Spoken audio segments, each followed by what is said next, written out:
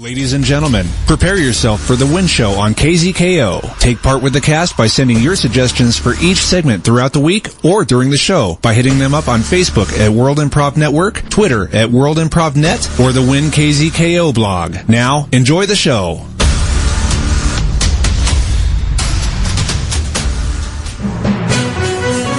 It's local. It's global. You are listening to WIN World Local News.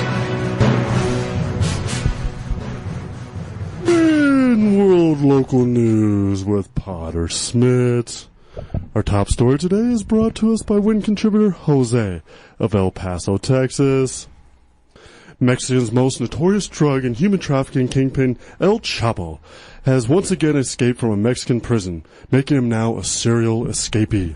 To find out how and why he escaped his maximum residence, let's go right straight to Mexico City and check in with our WIN senior criminal expert, Al Capone, who's standing by with the sheepish details. Al Capone? Yeah, I'm standing here.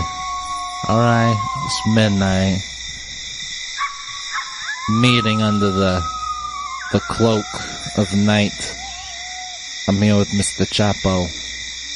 See. So, one criminal to another. Yeah. How'd you do it? Well, it was a long process. Involved a lot of digging. I tunneled my way out. You tunneled your way out? Yeah. What did you use to tunnel your way out? I know, this guy, Jerry Fitzgerald, when he was in Alcatraz, he, took one of the lunch trays and, broke it in half and made like a little shovel out of each of the halves. What did you use? Very smart. I, took my cot and I took all the wires apart and I formed them together and I wove them together to form a shovel head. And then I connected them to one of the leg bedposts and I sharpened the ends of each of the wires so that I could dig into the concrete. How did your second time escaping compare to the first time? Was it easier? Oh, yeah. Was it more difficult? No, it was definitely easier.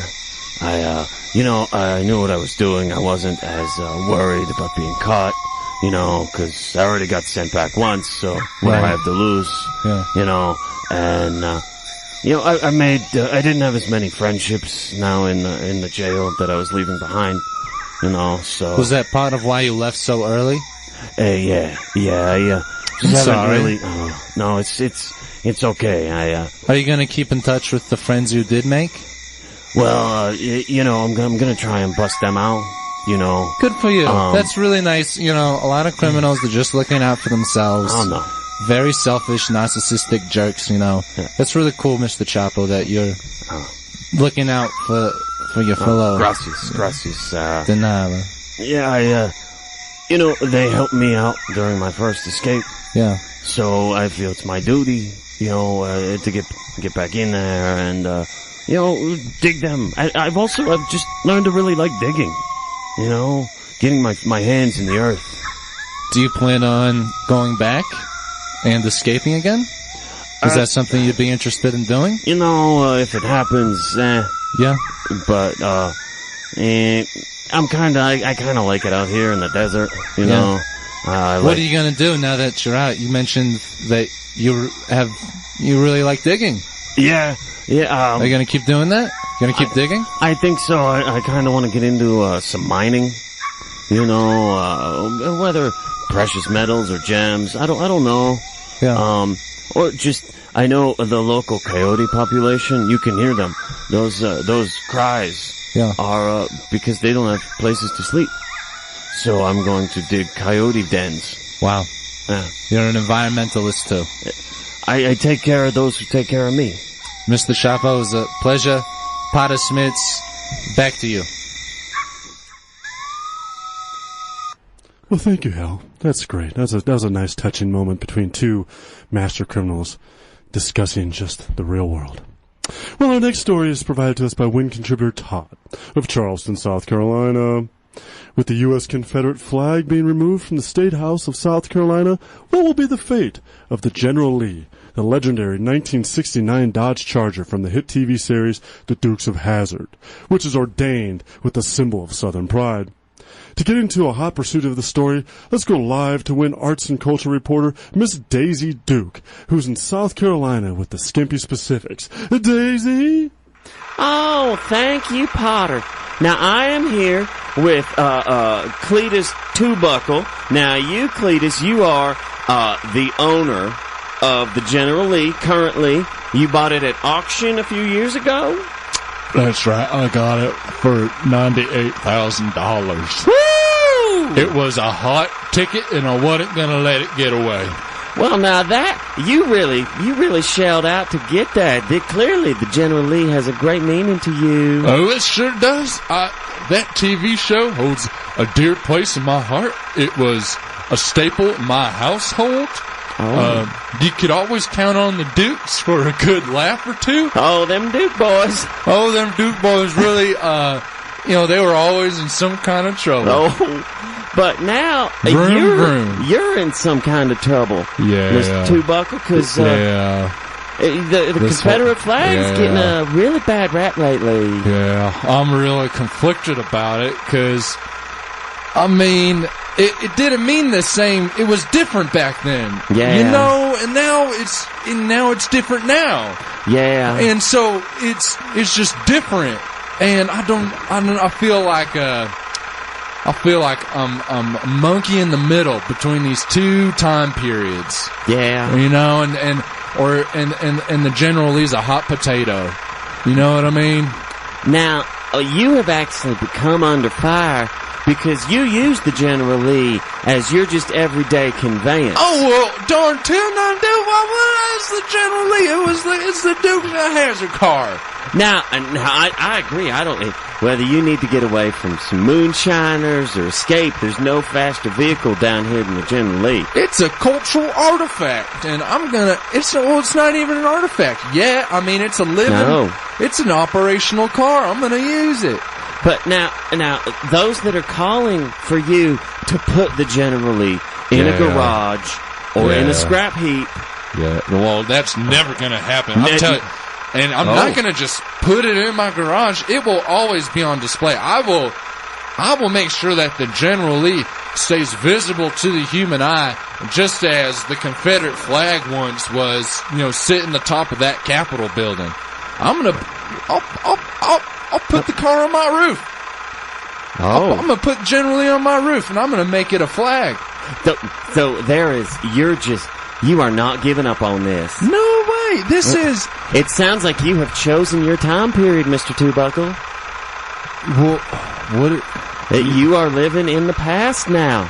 You have said, you know what? I am going to ally myself with the time when the Confederate flag could proudly be shown. Well, some things about the past weren't meant to die, all right? We live in a world where we're so ready to just... kick the past to the dust, kick it to the curb, and just forget about it.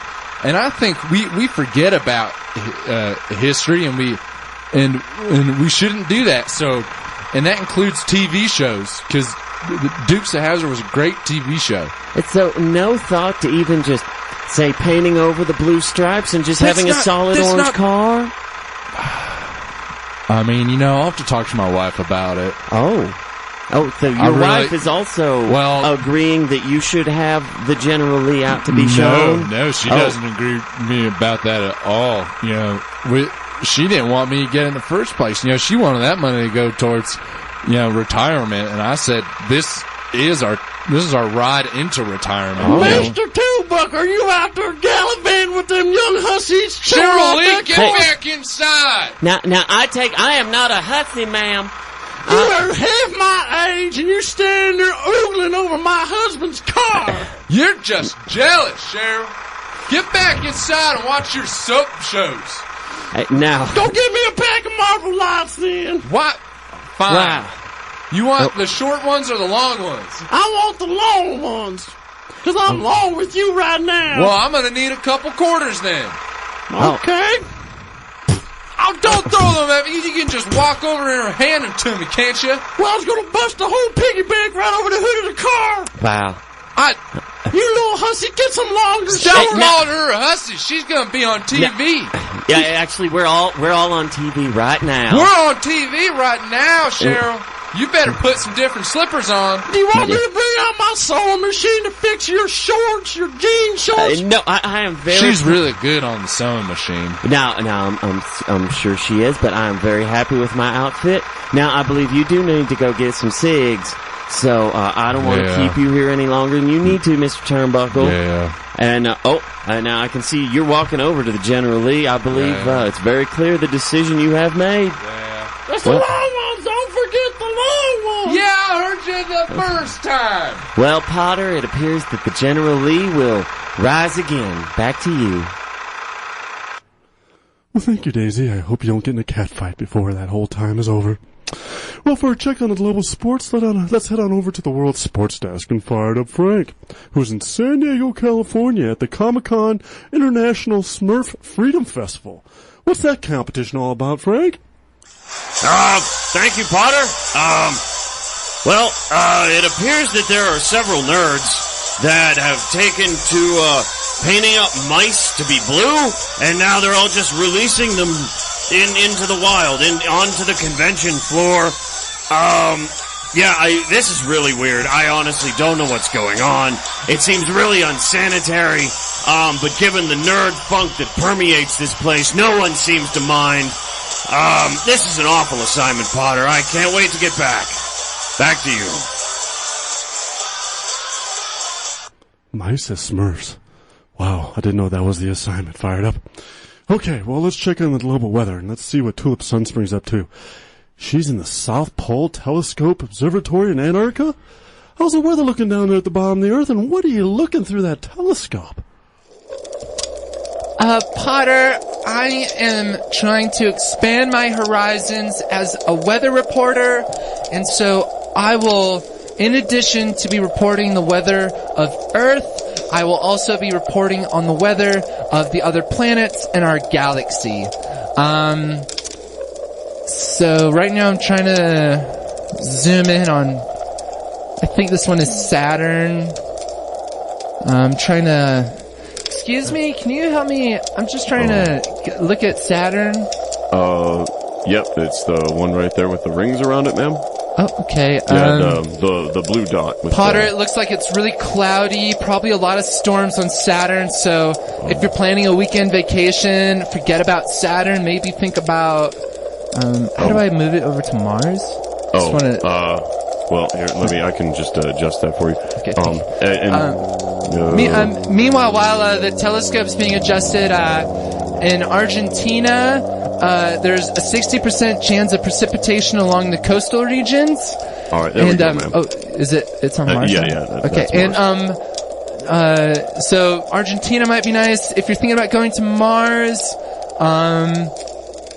Just for the record, ma'am, we do not permit manned missions to any other planets.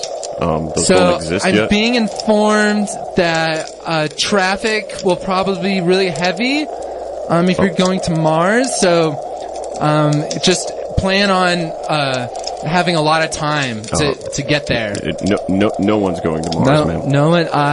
So I think you have to get like a special permit. Maybe talk to tourist attractions. Or, I'm sorry, you're part of, what's your, I'm one of the astronomers. I live down here full time. Or talk to one of the astronomers here. This is, what's your name?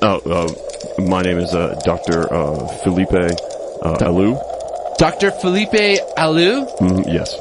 So, talk to Dr. Felipe Alou about getting, a special park pass, or, just about what kind of, fares you'll have to pay on the highway. I'm sorry. Do you believe that the other planets are part of our national park system?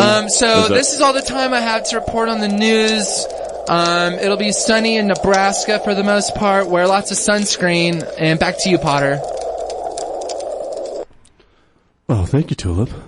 Well, if you ever book one of those tours to Mars, I would love to go. That'd be better than just going on a cruise in the Bahamas. Well, and thank you all for tuning in to WIN World Local News.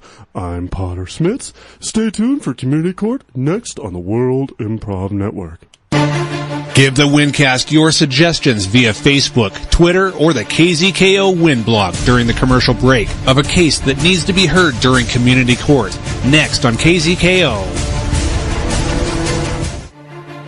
Stay tuned. We'll be right back with another exciting segment for WIN on KZKO The Vibe.